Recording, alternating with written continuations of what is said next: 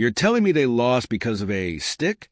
Lieutenant Harrow sat motionless in the dimly lit war room, watching the grainy footage replay for the third time. A squad of Zani shock troopers, each towering over 8 feet tall and encased in chitinous armor, had formed a flawless wedge formation. Their advance was impeccable until a single human, barely armed, did something no tactical manual had ever accounted for. He reached down, picked up a stick, and threw it. The lead Zani's entire formation collapsed within seconds. Half the squad tumbled backward in a chaotic mess, their once impenetrable coordination crumbling as they scrambled to regain control. The other half hesitated, instincts warring against their rigorous training. By the time they reoriented, human reinforcements had already turned the tide.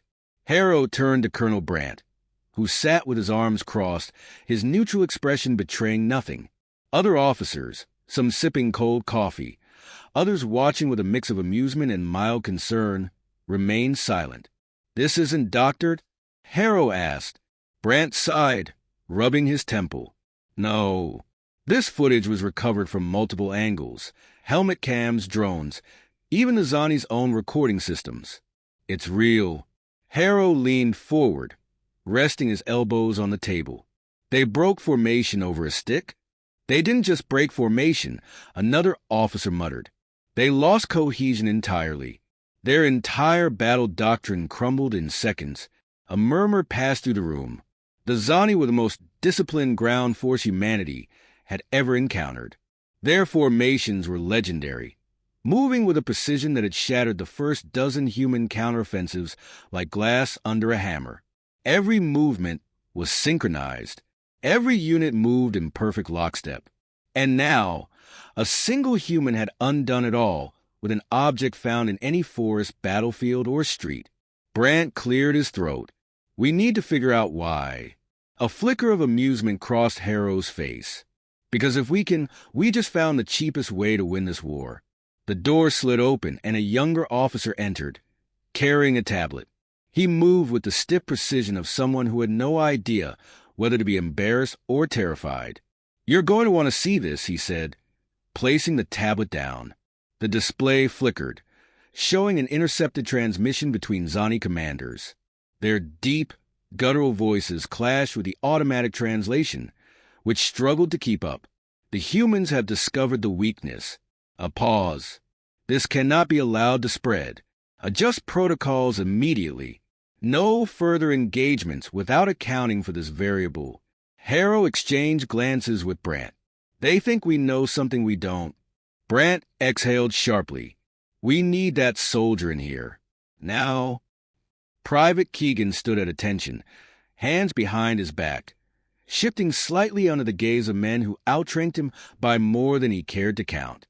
He had never set foot in a war room before, and the idea that he had somehow upended an alien military strategy wasn't helping his nerves. Brandt examined him for a moment before speaking. "What were you thinking when you threw that stick?" Keegan blinked.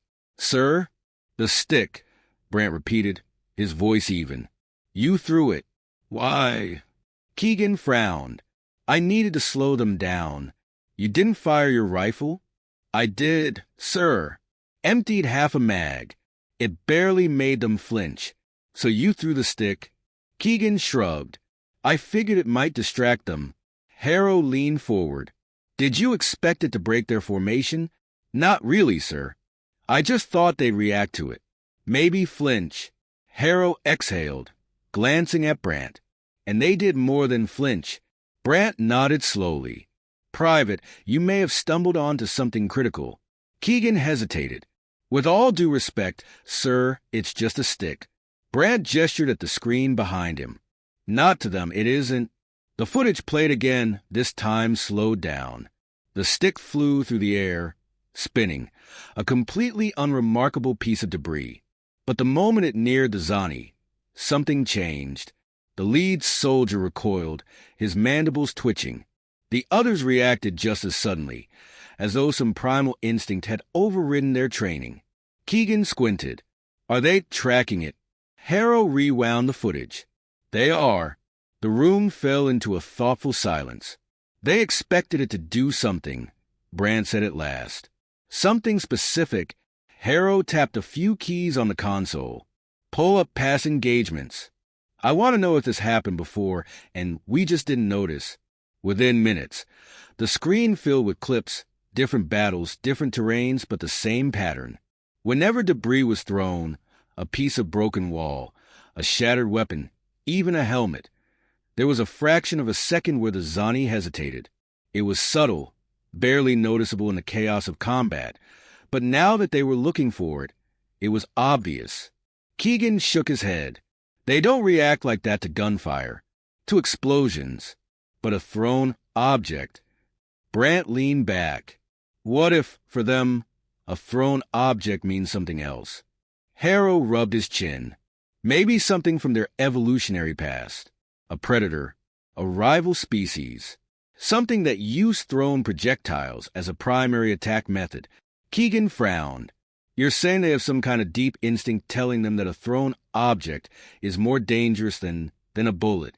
Possibly, Brant said. It might override everything they've been trained for. The officers exchanged looks. If that were true, then humanity had just discovered something that no amount of alien military doctrine could counter.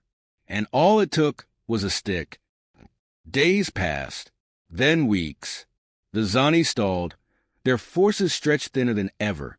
The war, which had once seemed hopeless, now had a path forward.